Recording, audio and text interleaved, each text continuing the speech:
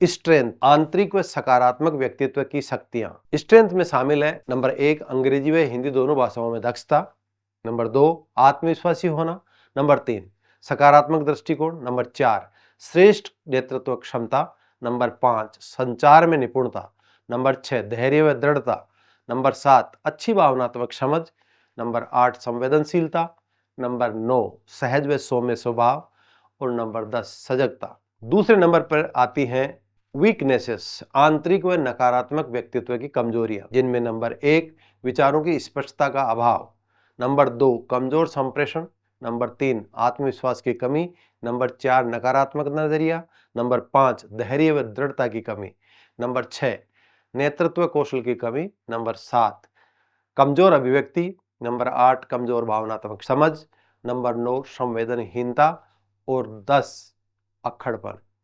अब कुछ उदाहरण देखिए अपॉर्चुनिटीज के। अवसर बाह्य व सकारात्मक, नंबर 1 कोचिंग का अवसर, नंबर 2 मार्गदर्शक की उपलब्धता, नंबर 3 पर्याप्त समय की उपलब्धता, नंबर 4 अच्छे मित्रों का संग, नंबर 5 मॉक इंटरव्यू के अवसर, नंबर 6 सफल अधिकारियों के समक्ष साक्षात्कार देने के अवसर, नंबर 7 आदर्श मॉक इंटरव्यू के वीडियो देखने के अवसर, नंबर 8 नई तकनीकों के उपयोग के अवसर और चौथा है थ्रेट्स, बाहरी खतरे बाह्य व नकारात्मक। नंबर 1 नियमित अध्ययन न कर पाने के जोखिम, नंबर 2 समय प्रबंधन ठीक नहीं करने से पाठ्यक्रम छूटने का जोखिम, नंबर 3 बोर्ड द्वारा पूछे जाने वाले प्रश्नों का प्रकार व गुणवत्ता, नंबर 4 साक्षात्कार के दिन बाहरी कारण से मूड खराब होने का खतरा, नंबर 5 स्टडी मटेरियल की बहुलता, नंबर 6 मेंटर का अभाव, नंबर 7 गलाकाट प्रतिस्पर्धा के खतरे, नंबर 8 अध्ययन का उचित वातावरण न मिलने के खतरे। यदि ईमानदारी से शोध विश्लेषण किया जाए तो प्रत्येक अभ्यर्थी सही यह जान सकता है कि उसे व्यक्तित्व के किस क्षेत्र में सुधार की आवश्यकता है। इस आवश्यकता के आधार पर सुधारात्मक तकनीकों व उपायों को उपयोग में लाकर व्यक्तित्व का परिष्कार कर सकते हैं। हर कमी के लिए कारगर उपाय उपलब्ध हैं, केवल उन पर अमल करने की आवश्यकता है। यदि उपयुक्त प्रयास के साथ पर्याप्त समय दिया जाए तो संप्रेषण स्किल्स, कम्युनिकेशन स्किल्स में क्रांतिकारी बदलाव लाए जा सकते हैं। प्रशासनिक सेवा में आने के इच्छुक उम्मीदवार को किसी मनोविज्ञानी से भी इस संबंध में विस्तार से चर्चा करना लाभप्रद रहता है। यदि यह कार्यवाही न केवल आरएस चयन में सहायक होगी बल्कि चयन के पश्चात एक सफल प्रशासनिक अधिकारी साबित होने में भी काफी मदद करेगी। हमारा व्यक्तित्व काफी हद तक हमारे मनोविज्ञान साइकोलॉजी से निर्मित होता है। बिहेवियरल साइकोलॉजी इसी की एक ब्रांच है जो व्यक्ति के व्यवहार का अध्ययन करती है। जो व्यक्ति मनोवैज्ञानिक दृष्टि से उन्नत होते हैं उनका व्यक्तित्व निश्चित तौर पर ज्यादा परिष्कृत होता है। अतः हर एक व्यक्ति को एक अच्छे मनोवैज्ञानिक साइकोलॉजिस्ट से अपने व्यक्तित्व के संबंध में गहन चर्चा कर सुधारात्मक उपाय अमल में लाने चाहिए, जिससे उसका स्वयं का जीवन उन्नत बन सके तथा दूसरों को भी इसका लाभ मिल सके। मनोविज्ञानी से राय आपके स्वोट विश्लेषण में सहयोग करेगी तथा आपको लक्ष्य निर्धारण व इसकी प्राप्ति में भरपूर सहायता करेगी। कुछ प्रतियोगी ऐसा कर भी रहे हैं, मैं इसे स्ट्रांगली रिकमेंड करता हूं। पर्सनालिटी टेस्ट अत्यंत ही संवेदनशील चरण होता है। केवल 20 से 25 मिनट की अल्प अवधि में अभ्यर्थी को अपनी पीक परफॉर्मेंस देनी होती है। अभ्यर्थी पर प्रारंभिक परीक्षा व मुख्य परीक्षा पास कर इंटरव्यू तक पहुंच जाने पर काफी मानसिक दबाव भी होता है। उसे लगता है कि वह मंजिल से केवल एक कदम ही दूर है। यदि इसमें गलती हो गई तो असफल होने पर इन सेवाओं की लंबी व जटिल प्रक्रिया से बाहर हो जाऊंगा। इन्हीं कारणों से अभ्यर्थी पर काफी मनोवैज्ञानिक दबाव होता है और यही दबाव इंटरव्यू के खेल को बिगाड़ने में सबसे बड़ी भूमिका निभाता है। याद कीजिए 18 मार्च 2018 को आर प्रेमदासा स्टेडियम कोलंबो में निदास ट्रॉफी का फाइनल मैच भारत और बांग्लादेश के बीच खेला जा रहा था। भारत बैटिंग कर रहा था। दिनेश कार्तिक भारत की ओर से गेंदों का सामना कर रहा था। भारत को अंतिम 2 ओवर में 34 रन बनाने थे। 12 में से पहली बॉल पर कार्तिक ने छक्का लगाया। रुबेल द्वारा गेंदबाजी की जा रही थी। 19वें ओवर की दूसरी बॉल पर कार्तिक ने चौका लगाया। 2 बॉल में 10 रन लिए। तीसरी डिलीवरी पर फिर छक्का जड़ा। अब 9 गेंदों में 18 रन बनाने शेष थे। चौथी बॉल पर कोई रन नहीं, 5वीं बॉल पर 2 रन तथा इस ओवर में कार्तिक ने कुल 22 रन बनाए। अब अंतिम ओवर में 12 रन जीत के लिए बनाने थे। गेंदबाजी का भार सौम्या सरकार के कंधों पर डाला गया। अंतिम ओवर की प्रथम 4 गेंदों में 7 रन बनाए। 5वीं गेंद पर विजय शंकर कैच आउट हो गया। अब आखिरी ओवर की अंतिम डिलीवरी में जीत के लिए कार्तिक को 5 रन की जरूरत थी। कार्तिक ने अंतिम गेंद पर छक्का लगाया और भारत त्रिकोणीय सीरीज का ये मैच 4 विकेट से जीता। कार्तिक ने मात्र 8 गेंदों में 29 रन बनाए। क्रिकेट का कोई भी जानकारी अंदाजा लगा सकता है कि दिनेश कार्तिक पर आखिरी 12 गेंदों के खेल में कितना मानसिक दबाव था। दिनेश कार्तिक ने उपयुक्त समझदारी, परिपक्वता, दृढ़ता, धैर्य, साहस व मानसिक संतुलन का परिचय देते हुए निदास ट्रॉफी 2018 जितवाई। इंटरव्यू के समय प्रत्येक अभ्यर्थी की स्थिति भी दिनेश कार्तिक जैसी ही होती है। जो अभ्यर्थी धैर्य, साहस, दृढ़ता, समझदारी व परिपक्वता का परिचय देते हुए इंटरव्यू बोर्ड का सहजता से सामना कर लेते हैं, वे इस परीक्षा में सफलता का स्वाद चखते हैं। प्रतिकूल व विषम परिस्थितियों में भी साहस, धैर्य और दृढ़ता के साथ चुनौतियों का सामना करने वाला ही विजयी होता है। यदि दिनेश कार्तिक भी विजय शंकर की तरह अविवेकपूर्ण व घबराकर विकेट गंवा बैठता तो विजय श्री भारत की झोली में नहीं आ पाती। इसलिए यह ठोस आधारों पर प्रमाणित है कि साहस, धैर्य, दृढ़ता, ईमानदारी व समझदारी से प्रतिकूल परिस्थितियों में भी सफलता प्राप्त की जा सकती है। वास्तव में सच्ची सफलता यही है। यदि दिनेश कार्तिक इतने दबाव के बावजूद असंभव को संभव बना सकता है, तो क्या यह परीक्षा इससे भी ज्यादा दबाव वाली है? कदापि नहीं। हमें परीक्षा का सामना अपना कर्म व कर्तव्य समझकर करना है। यही हमारे अधिकार क्षेत्र में है। सफल होंगे या नहीं होंगे, यह हमारे अधिकार क्षेत्र से बाहर का विषय है। हमें निष्काम कर्म का पालन करते हुए अपने कर्तव्य पथ पर बढ़ते जाना है। दिनेश कार्तिक ने रनों पर ध्यान केंद्रित न करके अपने खेल, अपने कर्तव्य पर ध्यान लगाए रखा। कार्तिक ने अपने खेल को खेल की भावना से खेला। वह सर्वश्रेष्ठ प्रदर्शन कर भारत को जिताया। वह खेल खेलने में एकाग्रचित होकर पूर्णतः डूबा हुआ था। उसका ध्यान खेल के परिणाम पर नहीं था, लक्ष्य की प्राप्ति के लिए अपने कर्तव्य कर्म पर ध्यान था। मैच के परिणाम की चिंता नहीं थी। इसी माइंड सेट को भगवत गीता में श्री कृष्ण ने निष्काम कर्म योग कहा है। यानी कार्य के परिणाम पर ध्यान केंद्रित करने के बजाय कर्म करने की प्रक्रिया पर ध्यान केंद्रित किया जाए तो परिणाम निश्चित रूप से शुभ व अनुकूल होगा। जो अभ्यर्थी साक्षात्कार में पूर्ण संयम, सहजता व दृढ़ता के साथ ये सोचकर प्रस्तुत होते हैं एवं प्रश्नों के उत्तर देते हैं कि यह भी प्रारंभिक व मुख्य परीक्षा की तरह एक परीक्षा है जिसका सामना करने की मुझ में पूर्ण सामर्थ्य है तथा जो भी परिणाम होगा देखा जाएगा, ऐसे कर्मवीर व्यक्तित्व परीक्षण, पर्सनालिटी टेस्ट को भी सहजता से अच्छे अंकों के साथ पार कर लेते हैं। रामचरितमानस में भी गुरु वशिष्ठ कहते हैं कि हे भरत, हानि लाभ, जीवन मरण तथा यश अपयश विधाता के हाथ में है, यानी ईश्वर के हाथ में है। लाभ का मतलब सफलता एवं हानि का मतलब असफलता। हमारे हाथ में सिर्फ कर्म करना है, अपने कर्तव्य मार्ग पर पूरे जोश व उत्साह के साथ आगे बढ़ना है। सफलता व असफलता का निर्णय ईश्वर करेंगे। ईश्वर इसका निर्णय कर्म के आधार पर करते हैं। कोज व इफेक्ट का सिद्धांत यहां भी लागू होता है। यदि कोई कारण कार्य कर रहा है तो इफेक्ट जरूर आएगा। यह प्रभाव, इफेक्ट अच्छा होगा या बुरा, इस बात पर निर्भर करेगा कि हमारा कारण कितना शुद्ध व प्रभावी है। हमारा अधिकार केवल कर्म करने पर है, न कि फल पर। यदि फल पर हमारा अधिकार ही नहीं है तो फिर इस बात की चिंता करने का क्या फायदा कि इंटरव्यू में अच्छे अंक मिलेंगे या नहीं, सिलेक्शन होगा या नहीं। व्यक्तित्व परीक्षण के कुछ टिप्स। एमएल कुमावत, पूर्व अध्यक्ष आरपीएससी द्वारा बताए गए टिप्स। आरपीएससी के पूर्व अध्यक्ष एमएल कुमावत द्वारा मौखिक परीक्षा के बारे में काफी तथ्यों पर प्रकाश डाला गया है जो अभ्यर्थियों के लिए काफी लाभदायक साबित होगा। नंबर 1, स्वस्थ रहें। पहला सुख जिंदगी में निरोगी काया है। यदि हम स्वस्थ ही नहीं हैं तो बाकी कार्य हम ढंग से कर ही नहीं सकते। जब मैंने आईएएस की परीक्षा दी तब मैं मलेरिया से जबरदस्त बीमार पड़ गया था। किसी ने बताया नहीं कि बीमारी का ध्यान रखना चाहिए, तो आपको ये नहीं होने देना है। Dressing sense. इंटरव्यू का दिन बहुत ही महत्वपूर्ण होता है, इसलिए इस दिन को आप बहुत अच्छा दिन बनाकर रखें। जब आप इंटरव्यू के लिए जाएं, आपको बिल्कुल एप्रोप्रिएटली ड्रेस्ड होना चाहिए।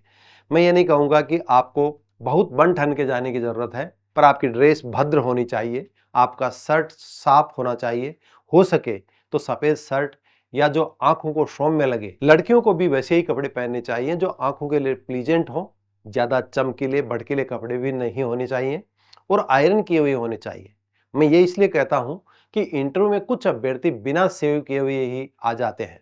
इंटरव्यू का दिन काफी महत्वपूर्ण है, अतः आपको ऐसे कपड़े पहनकर जाना चाहिए जिससे वहां पर आपका व्यक्तित्व उभर कर आए। नंबर 3, न्यूज़पेपर पढ़ें। कई अभ्यर्थी साक्षात्कार के दिन भी न्यूज़पेपर पढ़कर नहीं आते। आपके इंटरव्यू के लिए इंटरव्यू में बोर्ड के सदस्य जो सवाल पूछने वाले होते हैं, वे भी थोड़ी तैयारी करके आते हैं। वे भी उस दिन का पेपर पढ़ते हैं, समाचार मैगजीन पढ़ते हैं और सामान्यतः ज्यादा उम्र के भी होते हैं। उनकी याददाश्त आपसे कम ही होती है, पर अभ्यर्थी उस दिन का पेपर भी पढ़कर नहीं आते। पेपर उस दिन का चाहे ऑनलाइन ही पढ़ें, मुख्य मुख्य खबरें जरूर पढ़नी चाहिए। आप इंटरव्यू कमेटी मेंबर्स को बड़ा कंफर्ट करेंगे यदि आप न्यूज़पेपर पढ़कर जाएंगे। नंबर 4, आप पूरे आत्मविश्वास के साथ जाइए। आपको टेंशन नहीं होनी चाहिए। आपको टेंशन होगा तो मेंबर्स को भी दिक्कत हो जाएगी। टेंशन रहित जाने के लिए आपको अपना समय फालतू की बातों में बर्बाद करने के बजाय लास्ट के 1 घंटे में आप किसी पेड़ के नीचे बैठकर मेडिटेशन करिए। जो भी आपको याद है उस पर चिंतन करिए। बिना टेंशन के जाइए, क्योंकि इंटरव्यू के दौरान यह भी देखा जाता है कि आपका आत्मविश्वास कितना है। यह आपके व्यक्तित्व का टेस्ट है। आप आईएएस या आरएस बनते हैं तो आप घबराए हुए तो नहीं जा रहे हैं। आपको बड़ी बड़ी मीटिंग्स, बड़े बड़े जुलूस और भीड़ को कंट्रोल करना होगा। आप यहां पर 3 मेंबर्स से घबरा जाते हैं तो वहां 30,000 की भीड़ होगी तो आप भाग खड़े होंगे, इसलिए वे आपका कॉन्फिडेंस लेवल देखते हैं। नंबर 5, अभिवादन। पूरे आत्मविश्वास के साथ जाएं और जाते ही हॉल के अंदर आपको सिर्फ चेयरपर्सन को विश करना है। एक को बोलिए और सभी को देख लीजिए। सभी को अलग अलग विश नहीं करना है। नंबर 6, बॉडी लैंग्वेज एप्रोप्रिएट हो। कक्ष में जाकर अभिवादन के बाद कुर्सी पर बैठिए, बिल्कुल सभ्यता से और सीधे बैठिए और अपने हाथों को एक जगह घुटनों पर रखें। आपकी बॉडी लैंग्वेज बताती है कि आपका आत्मविश्वास कैसा है, so body language should be correct. Number 7, सवाल ध्यान से सुने। बैठने के बाद में वे लोग आपका स्वागत करते हैं और फिर सवाल पूछते हैं, तो आपको सवालों को ध्यानपूर्वक सुनना है। होता यह है कि जैसे मान लो जीएसटी का सवाल पूछा है तो हमें जो आता है वह ही बताने लगते हैं। पहले उनके आप सवाल सुनिए कि जीएसटी के अंदर पूछ किसके बारे में रहे हैं। अगर जिंदगी में आपको सफल बनना है तो ध्यानपूर्वक धैर्य के साथ सुनने की आदत डालें। मैं आरएस के बारे में ही नहीं बोल रहा हूं, आपको सुनना भी आना चाहिए कि किस तरह से सुना जाए। नंबर 8, सोच समझकर जवाब दें। आप बहुत सावधानी से सुनिए और उसका जवाब भी बड़ी सावधानी से दीजिए। सवाल का जवाब न ज्यादा लंबा देना है और ना ही छोटा देना है। एक चीज और है जो गलती करते हैं कि आपको जवाब देते समय यह नहीं है कि याद किया हुआ सवाल आ गया तो एकदम से उत्तर दे दिया। उनको इंप्रेशन दीजिए कि आदमी कुछ सोचकर जवाब देने वाला व्यक्ति है। कई बार ऐसे डिफिकल्ट सवाल होते हैं तो उनके लिए कह सकते हैं कि सर, मुझे अपने विचारों को व्यवस्थित करने का कुछ समय दीजिए, मुझे कुछ सोचने का मौका दीजिए और अगर आपको मालूम है तो भी सोचकर ही जवाब दीजिए। नंबर 9, आरएस में क्यों आना चाहते हैं। एक सवाल जो सामान्यतः सबसे पूछा जाता है कि आप आरएस या कोई और सर्विस में क्यों आना चाहते हैं। क्योंकि मुझे लगता है कि आरएस की तैयारी करने वाले अभ्यर्थी ज्यादातर पहले से ही कोई न कोई नौकरी कर रहे होते हैं। अतः यह सवाल आना ही है कि आप तो पहले से ही नौकरी में हो तो इसमें क्यों आना चाहते हो। इसके प्रश्न में मैंने देखा है कि काफी लोग अटक जाते हैं, सही जवाब नहीं दे पाते। आप जो सच है उसको बताइए, क्योंकि सत्य उनको मालूम है। सवाल पूछने वाले की उम्र आपकी उम्र से दुगुनी है, इसलिए आप सब नौकरी में लगे हुए हो, परंतु यदि आरएस में जाना चाहते हो तो बोलिए कि समाज के अंदर अभी भी इस सर्विस की बहुत कद्र और सम्मान है और मैं भी वह सम्मान प्राप्त करना चाहता हूं। इनसे उनको यह लगेगा कि यह सच्चाई है और आप कहते हैं कि मैं सेवा करूंगा, तो मेरे हिसाब से सेवा करने के लिए टीचर से अच्छी कोई सर्विस नहीं हो सकती। इसलिए अपना जवाब सही दीजिए कि आप आरएस के अंदर क्यों आना चाहते हैं। नंबर 10, आशावादी दृष्टिकोण रखें। आपको कई सवाल पूछे जाएंगे कि भारत के बारे में या समाज के बारे में क्या सोचते हैं या इसी प्रकार के कोई और सवाल, तो आप आशावादी बने रहिए। आशावादी जवाब दीजिए और सच्चाई कुछ और होते हुए भी आपको निराशावादी जवाब नहीं देना है।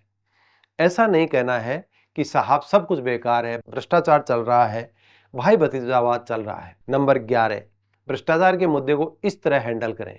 एक बार एक इंटरव्यू में एक अभ्यर्थी को जब हमने पूछा कि भ्रष्टाचार के बारे में आपको क्या कहना है, तो उसने कहा कि सर सभी जगह भ्रष्टाचार व्याप्त है। हमने कहा कि सब जगह, तो कहा कि हाँ सर सब जगह। तो हमने कहा फिर तो आरपीएससी भी इसके अंदर आ गई, और आपने यहां आने के लिए किसको पैसा दिया है और आप परीक्षा पास कैसे करके आए हैं? तो उसने कहा कि आरपीएससी में नहीं है। तो आपको इस तरह से जनरलाइज नहीं करना चाहिए कि सर सभी भ्रष्ट हैं। ऐसा नहीं है, आप खुद भी उसके भाग हो, तो आप सब भी भ्रष्ट हैं क्या? नहीं हो, यह मानकर चलो, और आपको इससे बचना भी है। नंबर 12, आप अपने क्षेत्र की संपूर्ण जानकारी हो। अगला सवाल यह है कि आप जिस जगह से आते हैं उस जगह के बारे में आपको अच्छी जानकारी होनी चाहिए। आपसे पूछा जाता है कि आप कहां से आए हैं, वहां क्या क्या ऐतिहासिक जगह देखने लायक है। तो एक प्रशासक के अंदर जानने की इच्छा होनी चाहिए, जहां भी रहते हो या फिर कहीं जाते हो उसके बारे में। यदि आपको जानकारी नहीं है तो वहां पर आपका इंप्रेशन परफेक्ट नहीं होगा। जिस जगह आप जा रहे हैं और जिस जगह से आप आए हैं उसके बारे में गूगल पर जानकर, या यदि आपके पास समय हो तो स्वयं जाकर देख भी आइए। नंबर 13, कुछ मौलिक प्रेरणादायी पुस्तकें पढ़ें। यदि आपको और भी अच्छे नंबर लेने हैं तो उसका तरीका एक और भी है कि नोट्स और गाइड तो सभी पढ़ते हैं, कुछ ओरिजिनल किताबें पढ़िए, जैसे ऑटोबायोग्राफी पढ़िए, गांधी जी की, विवेकानंद जी की, अन्य महान हस्तियों की जीवनी पढ़िए, डिस्कवरी ऑफ इंडिया पढ़िए। इससे आप में निखार आएगा, इससे आपकी नॉलेज बढ़ेगी, आपकी वोकेबलरी बढ़ेगी, भाषा का ज्ञान बढ़ेगा, क्योंकि किताब लिखने वाला अपना पूरा ज्ञान उस किताब में खपा देता है।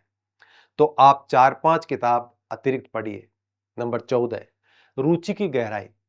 आपसे पूछा जाता है कि आपकी हॉबी क्या है, तो हॉबी में अक्सर लोग गलती ये करते हैं कि वे झूठ लिख देते हैं कि मैं ये खेल खेलता हूं या ये करता हूं। आप इंटरव्यू बोर्ड को झूठ मत बोलिए, वह झूठ आपको नीचे लेकर आ जाएगा। वहां आपको सच बोलने के नंबर मिलते हैं। नंबर 15, ना कहना भी सीखें। यदि आप ईमानदारी से कहो कि यह मुझे नहीं आता है तो उसके भी नंबर मिलते हैं आपको। कि आदमी को नहीं कहना भी आता है या नहीं आता है। आप यदि बड़ी विनम्रता से कहेंगे कि सर ये मुझे नहीं आता है या जानकारी नहीं है, तो वे उसे मानेंगे। नंबर 16, विनम्रता व ईमानदारी। यदि आप विनम्रता व ईमानदारी से जवाब देंगे तो आपके व्यक्तित्व का बोर्ड पर गहरा प्रभाव पड़ेगा।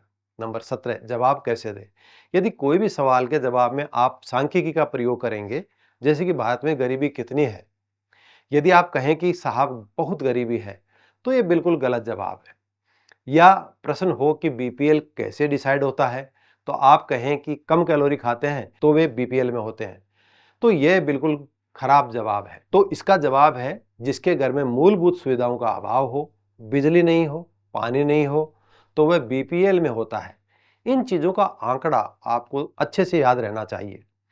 नंबर 18, सकारात्मक नजरिया अपनाएं। आपको अपने पहले वाले विभाग या फिर अभी नौकरी कर रहे हो उसकी कभी भी बुराई नहीं करनी है कि सर ये डिपार्टमेंट तो बेकार डिपार्टमेंट है, इसलिए मैं यहां आना चाहता हूं। आपको निराशावादी नहीं होना है, आपको आशावादी रहकर जवाब देना है। नंबर 19, ज्यादा तर्क वितर्क न करें। मेरे लेक्चरर के इंटरव्यू में बहुत कम नंबर आए थे, जबकि मुझे नॉलेज काफी था। इसका कारण यह था कि मुझे डॉक्टर हरगोविंद खुराना के बारे में कुछ सवाल था, और संयोग से उस सवाल के बारे में मेरे पास एक छोटी बुकलेट थी, उसमें लिखा हुआ था, तो मैंने जवाब दे दिया। उसमें एक मेंबर ने कहा कि नहीं आप गलत हैं। मैंने गलती से उस किताब को निकाला और कहा कि सर देखिए इस किताब में यही दिया हुआ है। तो उन्होंने कहा कि यह आदमी गलतियां निकाल रहा है। तो मैंने ये गलती की कि उनको ही गलत सिद्ध कर दिया, जिससे मुझे उस इंटरव्यू में बहुत कम नंबर मिले। तो आप किसी मेंबर की गलती निकालने का काम मत कीजिए और विनम्रता से कहिए सर मेरी नॉलेज में तो यही है, शायद हो सकता है ये गलत हो। साक्षात्कार संबंधित भ्रांतियां। शिव सिंह राठौड़, पूर्व सदस्य आरपीएससी। इंटरव्यू में बोर्ड परीक्षार्थियों में प्रशासनिक अधिकारी लायक गुणों की जांच परख करता है। मुख्यतः ये व्यक्तित्व का परीक्षण है। कई बार ये गलत धारणा बन जाती है कि लिखित परीक्षा, मुख्य परीक्षा में अच्छे अंक थे, इंटरव्यू में कम मार्क्स मिले, इसलिए चयन नहीं हुआ। केवल इंटरव्यू के मार्क्स के आधार पर कोई सेलेक्ट या रिजेक्ट नहीं होता। जिस अभ्यर्थी के लिखित परीक्षा में अच्छे मार्क्स हैं, उसका चयन होगा ही। जो प्रतियोगी मानते हैं कि उन्हें इंटरव्यू में कम मार्क्स मिले इसलिए सेलेक्ट नहीं हुए, उन्हें लिखित परीक्षा के मार्क्स का भी आकलन करना चाहिए।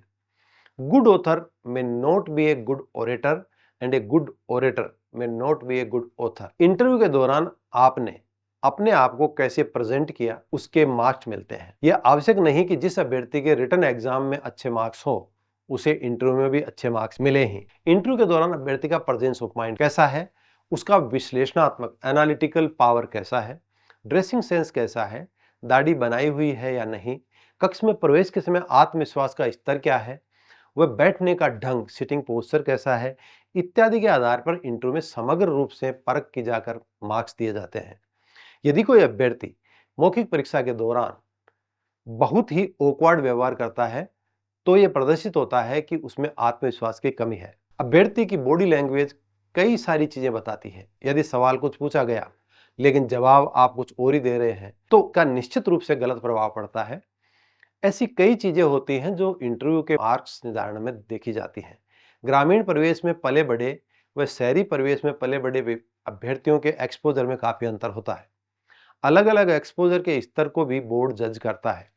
जो अभ्यर्थी बड़े शहर से होगा उसके एक्सपोजर व गांव के सरकारी स्कूल या टीएसपी क्षेत्र से आने वाले अभ्यर्थी के एक्सपोजर में भिन्नता होना लाजमी है। बात एक्सपोजर की नहीं है, एक्सप्रेशन अच्छा होना चाहिए। बोर्ड अपेक्षा करता है कि आप जिस क्षेत्र से आते हैं उस क्षेत्र की समस्याओं के बारे में, उस क्षेत्र की विशेषताओं के बारे में आपको जानकारी हो। इंटरव्यू में ग्रामीण परिवेश और शहरी परिवेश के अभ्यर्थियों में बिल्कुल भी भेद नहीं किया जाता। उनके प्रदर्शन के आधार पर मूल्यांकन कर बोर्ड की सहमति से नंबर दिए जाते हैं। हम इस परीक्षा के माध्यम से अच्छे प्रशासक का चयन करने पर ध्यान देते हैं। काफी विषयों पर अभ्यर्थियों को कई भ्रांतियां हैं। इसका कारण कमीशन व कैंडिडेट में कम्युनिकेशन गैप है। कमीशन ने पिछले वर्षों से काफी सुधारात्मक व पारदर्शिता संबंधी कदम उठाए हैं, जिसके कारण लिटिगेशन भी बढ़ा है, जो चयन प्रक्रिया को और जटिल व लंबा कर रहा है। आरपीएससी के बारे में गलत धारणाएं कई कारणों से बनती हैं। एक प्रमुख कारण सफलता की दर का बहुत कम होना है। सक्सेस रेशियो 0.2% है। नाना पाटेकर को एक फिल्म में अच्छे प्रदर्शन के लिए फिल्म फेयर अवार्ड मिला था। अवार्ड लेने के वक्त उन्होंने एक बात कही थी कि आज मेरी नजरों में फिल्म फेयर अवार्ड की जूरी पूरी तरह निष्पक्ष व सही है, लेकिन यदि मुझे यह अवार्ड नहीं मिला होता तो यही जूरी मेरी नजरों में गलत होती, भेदभावपूर्ण होती, वह मेरा मत होता कि ये अवार्ड सिफारिशों से ही मिलते हैं। यही बात आरएस परीक्षा में सफल व असफल अभ्यर्थियों की मन स्थिति पर लागू होती है। असफल अभ्यर्थियों का नंबर बहुत अधिक है, यह 99.8% है। जो अभ्यर्थी सेलेक्ट नहीं होता वह कहता है कि सिस्टम में गड़बड़ी है। जो 0.2% सफल अभ्यर्थी हैं वे लिटिगेशन के डर से जल्दी नौकरी ज्वाइन करने के फेर में लग जाते हैं। वे कहीं नहीं कहते कि आरपीएससी का सिस्टम सही, पारदर्शी, निष्पक्ष व न्यायपूर्ण है। अभ्यर्थी के लिखित परीक्षा के 88.88% मार्क्स हाथ में है तो फिर 11.12% मार्क्स के आधार पर कैसे रिजेक्शन हो सकता है। नकारात्मक खबर का प्रचार प्रसार भी ज्यादा व जल्दी होता है। ग्रामीण परिवेश व शहरी परिवेश के विद्यार्थियों के बारे में एक सत्य घटना बताना चाहता हूं, जिससे ये भ्रांति दूर होगी कि ग्रामीण पृष्ठभूमि के अभ्यर्थियों के साथ भेदभाव नहीं होता। एक बार हमारे समक्ष एक अभ्यर्थी आरएस इंटरव्यू में पहले क्रम पर आया, जिसकी इंग्लिश भाषा पर अच्छी पकड़ थी। मेरे साथ 2 एक्सपर्ट्स भी इंग्लिश में काफी ठीक थे। उसका अच्छा इंटरव्यू हुआ। 2 एक्सपर्ट्स ने कहा शानदार इंटरव्यू। अंग्रेजी भाषा में क्या धारा प्रवाह बोलता है? मैंने कहा 1-2 अभ्यर्थियों का साक्षात्कार और देख लेते हैं, फिर निर्णय करते हैं कि किसको कितने नंबर दिए जाएं। दूसरे क्रम पर ग्रामीण पृष्ठभूमि का एक विद्यार्थी आया, जिसका इंटरव्यू उसकी सुविधा अनुसार हिंदी में ही लिया। वह अपने विचारों को स्पष्ट रूप से हम तक पहुंचाने में सक्षम था। जवाब भी ठीक दिए। फिर हमने चर्चा की। मैंने अन्य सदस्यों 2 एक्सपर्ट से पूछा कि पहले क्रम पर आने वाले व फर्राटेदार अंग्रेजी बोलने वाले को एक ग्रामीण सर्किल में सीओ डीएसपी लगाया जाए तब उसी के समकक्ष इस दूसरे क्रम के अभ्यर्थी को ग्रामीण क्षेत्र में सीओ डीएसपी लगाया जाए तो ज्यादा सफल कौन सा अभ्यर्थी होगा? उनमें से एक ने जवाब दिया, निश्चित रूप से दूसरे नंबर वाला ज्यादा सफल होगा, जिसने हिंदी में अपनी बात प्रभावी ढंग से रखी। मैंने कहा, हम यहाँ प्रशासक चुनने के लिए हैं, न कि किसी कंपनी का मैनेजर। हमने हिंदी भाषा में अपनी बात रखने वाले अभ्यर्थियों के साथ पूरा पूरा न्याय किया। इंटरव्यू के मार्क्स में अंतर कई बार 30 से 40% तक पाया गया है, लेकिन इंटरव्यू के मार्क्स कोई एक व्यक्ति नहीं देता। साक्षात्कार के मार्क्स बोर्ड आम सहमति से देता है। कुछ अभ्यर्थियों का लेखन कौशल, राइटिंग स्किल काफी अच्छा होता है, लेकिन मौखिक संचार कौशल, ओरल कम्युनिकेशन स्किल बहुत अच्छा नहीं होता, जिसके कारण इंटरव्यू में मार्क्स कम मिलते हैं। उस 20 से 25 मिनट के दौरान जो अभ्यर्थी अच्छा परफॉर्म करता है उसे अच्छे मार्क्स मिलते हैं। मुख्य परीक्षा में अच्छे मार्क्स हों तो इंटरव्यू में भी अच्छे मार्क्स हों, ऐसा कोई नियम नहीं है। अभ्यर्थी में OLQ, ऑफिसर लाइक क्वालिटीज होनी चाहिए। यदि कोई अभ्यर्थी बहुत ही शर्मिला है, अपने आप को एक्सप्रेस सही ढंग से नहीं कर पाता और अगर वह DSP बन जाता है तथा 500 लोगों से घेर लिया जाता है, तो वह ऐसी परिस्थिति को कैसे संभालेगा? उसका नॉलेज कहाँ काम आएगा? वहां तो एक सफल वक्ता व लीडर की आवश्यकता रहेगी। ऐसी परिस्थिति में तो अधिकारी का एक्सप्रेशन व नेतृत्व क्षमता काम आएगी, कॉन्फिडेंस काम आएगा, उसकी सेंस ऑफ रिस्पॉन्सिबिलिटी काम आएगी, उसकी निर्णय लेने की क्षमता काम आएगी।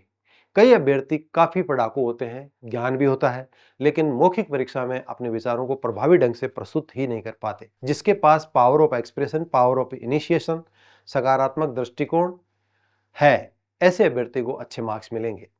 बोर्ड को अभ्यर्थी के मुख्य परीक्षा के मार्क्स पता ही नहीं होते हैं। बोर्ड के पास अभ्यर्थी का नाम नहीं होता, रोल नंबर नहीं होते, बोर्ड के पास कोई पहचान चिन्ह नहीं होते। इन सब सावधानियों को देखते हुए कमीशन का कार्य सर्वश्रेष्ठ है एवं किसी भी तरह की अनियमितता होने की गुंजाइश नहीं के बराबर है। RPSC द्वारा RS परीक्षा आयोजन की प्रक्रिया पूर्ण रूप से पारदर्शी, भेदभाव रहित व अन्य संस्थाओं के लिए अनुकरणीय है।